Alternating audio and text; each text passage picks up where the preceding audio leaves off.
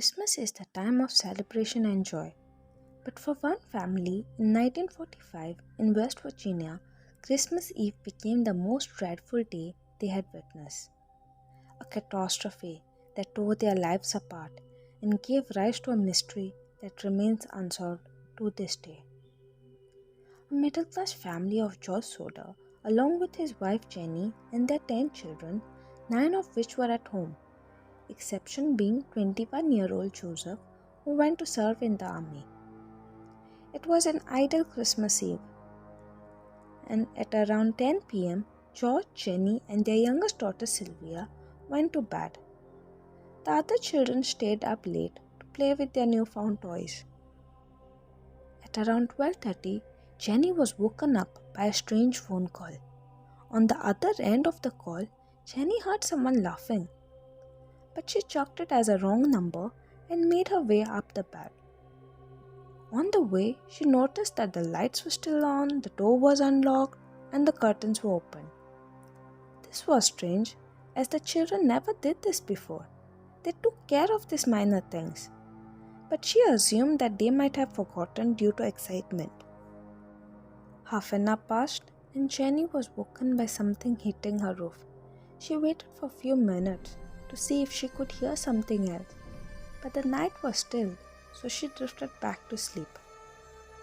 Another half an hour later, Jennie woke up yet again, this time to the smell of smoke.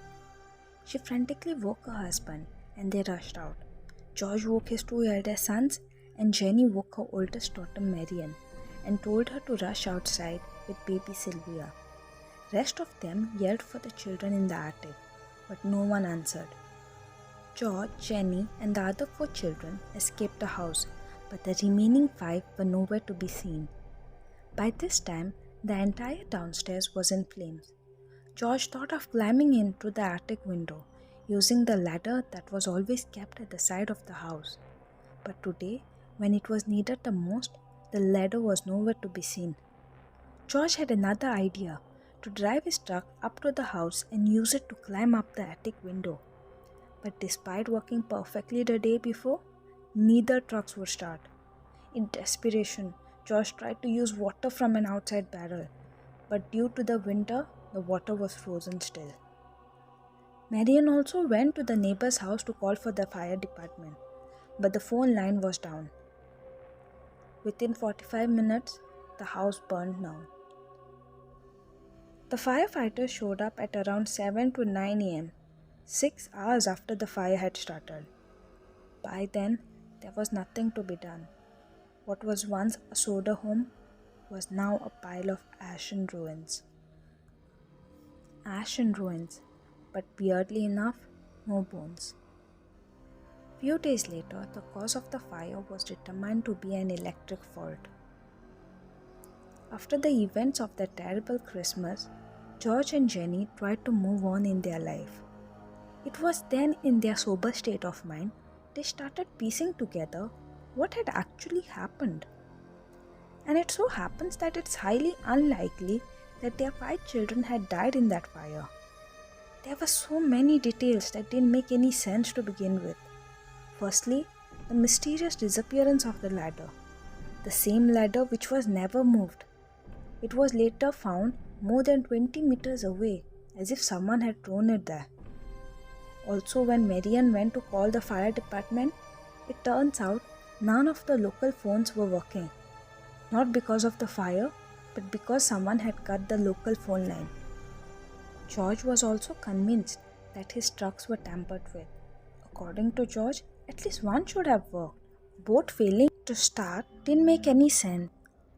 Also, the cause of fire was said to be electric failure. But Jennie recalled the lights in the house were still working, even the ones on the Christmas tree. Besides, the remains of the 5 children were never found. It was not possible for the bones to burn out, at least in this fire. Another piece of evidence was when the season changed. The melting ice revealed a hand grenade in the bushes, adding more to the suspicions.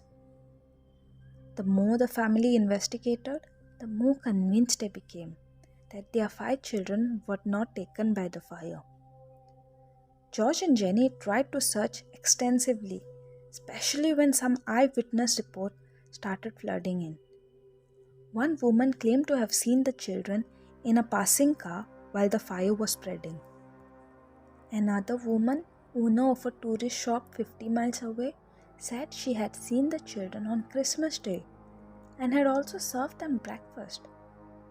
Yet another woman from a hotel in a nearby town claimed to have seen four of the five children about a week after the fire, accompanied by four shady little Italian people.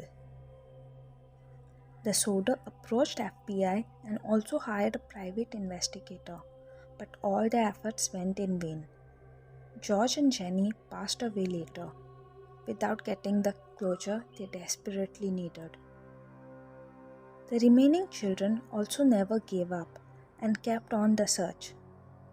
The last daughter, Sylvia, passed away a few years back, not knowing what happened to their siblings. As far as mysteries go, this has to be one of the saddest around. Either five young children died in that fire or they didn't. Either way, something truly tragic took place in that night. Perhaps we will never know what happened on Christmas Eve of 1945.